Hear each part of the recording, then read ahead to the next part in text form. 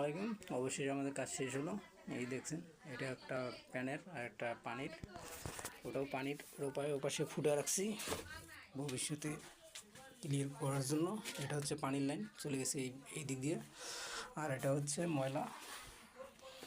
এই যে এখানে এই পাশ দিয়ে গ্যাস পাইপ বাইর করে দিছি, এই পাশ দিয়ে এসে এখানে আর একটা শুধু টয়লেট আছে। এই যে টয়লেটের লাইন, এখানে আবার 6 ইঞ্চি দিয়ে রাখছি।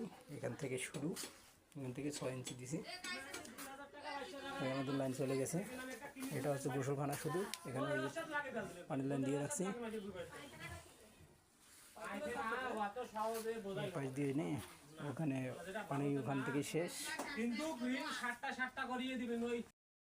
ময়লাটা 6 ইঞ্চি দিয়ে রাখছি, পানিটার সম্পূর্ণটা 4 ইঞ্চি দিছে।